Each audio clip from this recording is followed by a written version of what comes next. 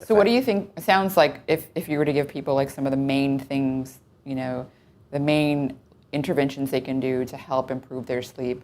A lot of people are interested in prevention.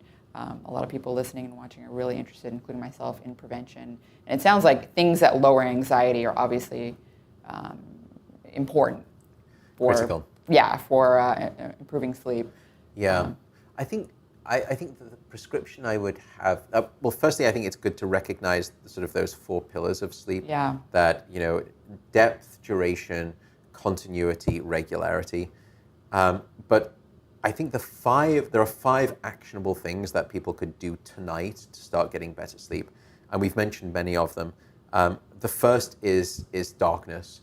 You really do need some degree of darkness at night to release that hormone melatonin, which helps trigger the timing and the healthy onset of sleep.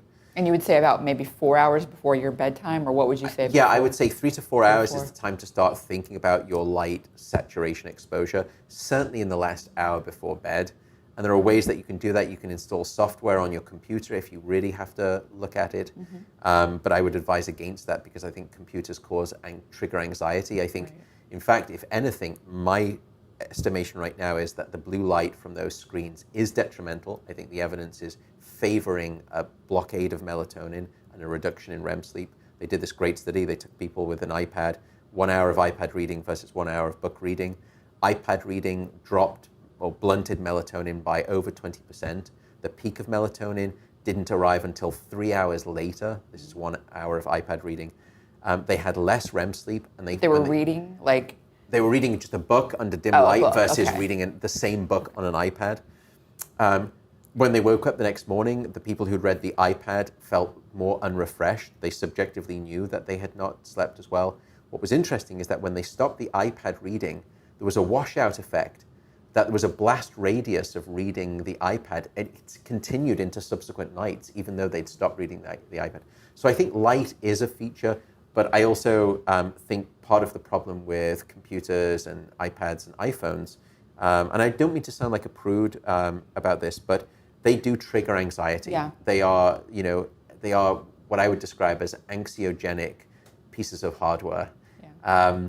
Unless you are, and if you can do this, please write to me and tell me how you do this, but most people get a lot of their anxiety infusion in part through these devices. A recent study in teenagers actually demonstrated that part of the reason that they were having sleep disruption by using phones was not necessarily about the light, but was because of FOMO, fear of missing out. That if you weren't online, you would miss out on some key social communication. And they were suffering because of that too. But I digress. My first recommendation is watch the light saturation, watch the light pollution. And you can think about it like that in the evening. So an hour before bed, certainly close computers down, try not to stare at phones, and dim half the lights down in the house. It really is powerful. The second is temperature. Try to set your bedroom temperature to somewhere between about 63 to 66 degrees. For most people is optimal. Colder than most people think. Yeah, that is definitely colder than. Yeah, and if you get cold feet, it's okay to wear socks, but cold it must be. The third thing is what I would suggest is walk it out, which is don't stay in bed awake. This is one of the mistakes that a lot of people make. In this era, I think most people, because of anxiety, were wired and tired. And one of the problems when you are lying in bed awake for a period of time, anything more than 20 minutes is not great. Because what happens is that your brain very quickly starts to learn the association between being in bed is about being awake rather than your bed being the place of sleep. And so it learns this association. And so many of the patients that I'll speak to, they'll say, look, I'm falling asleep on the couch watching television, and then I get into bed and I'm wide awake and I don't know why. And the answer is because you've made the association between your bed is the place of wakefulness, not your place of sleep. So the answer is you need to break that association. Get out of bed, go to another room, in dim light, just read a book, no computers, and only return to bed when you feel very sleepy. And the first night, this may mean that you're awake for 2 or 3 hours. And it sounds bad and it sounds strange coming from someone like me, but That's better than staying in bed awake for those 2 or 3 hours.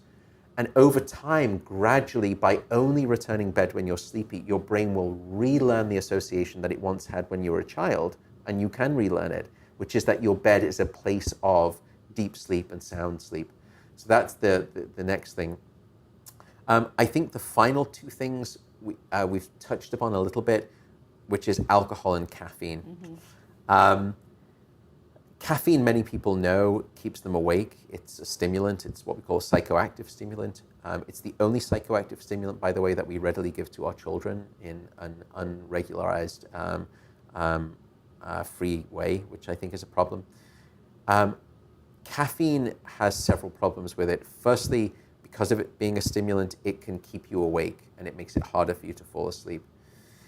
A lot of people, though, will say to me, look, I'm one of those people who can have a cup of coffee with dinner and I fall asleep and I stay asleep and I'm just fine. Even if that's true, we and others have done these studies. If you give someone a standard dose of 1 cup of coffee in the evening, 200 milligrams of caffeine, the amount of deep sleep that they have is reduced by 20%. You would normally have to age an individual by 10 or 15 years to drop your deep sleep quality by 20%. Or you can do it simply by having a cup of caffeinated drink or coffee in the evening.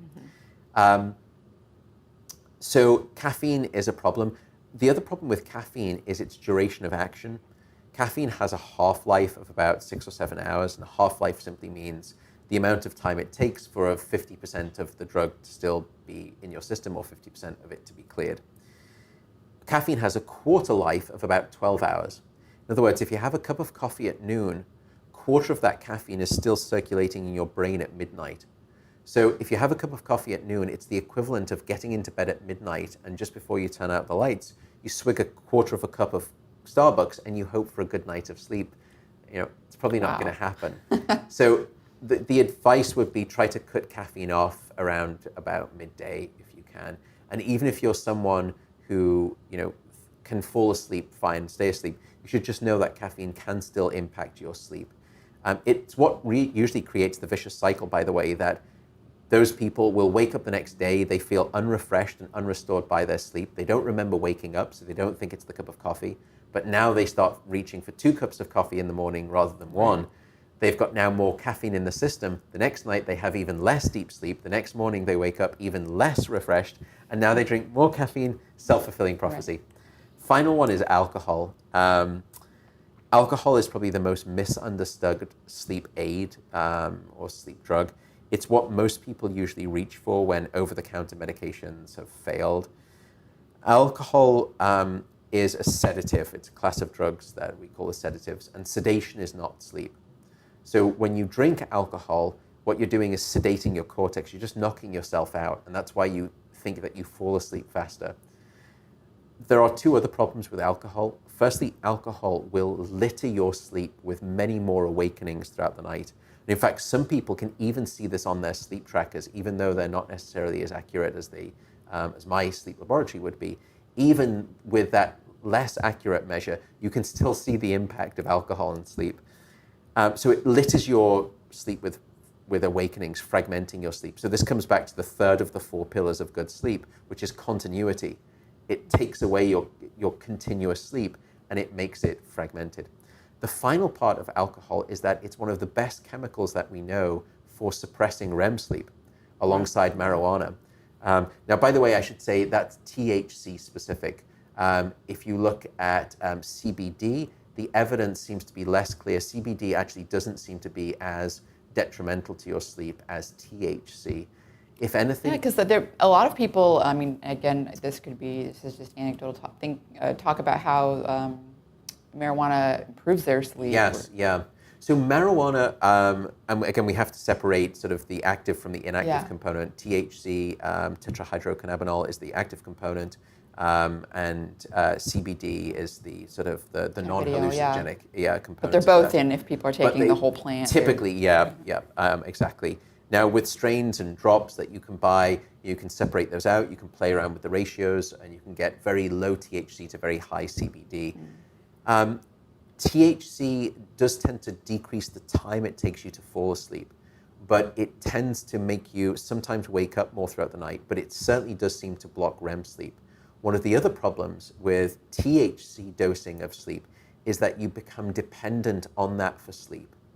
And when you stop using THC for sleep, you have quite bad rebound insomnia, which leads to then a perpetuating cycle of dependency. And I think, I'm never keen for dependency on anything, be it dependency on, any, food substance or anything. I think you should, be able to generate all of the physiological pathways and processes that you need, naturally without dependency. CBD is interesting, though. There is nowhere near enough data for someone like me to make any recommendations. So all I can do is tell you the very limited data that there is right now. CBD does not seem to produce the degree of REM sleep impairment that we've seen with THC. What's interesting is that low dose CBD actually seems to be wake promoting. So you actually are sort of forcing yourself more awake. High dose CBD seems to help people sleep more consistently. I would have thought it would be the opposite, that low dose would have been better than high dose, but the opposite seems to be true. Now, we don't know about the dependency, we don't know about the long-term effects, so I am not going to sit here and give any recommendations regarding THC use or CBD use.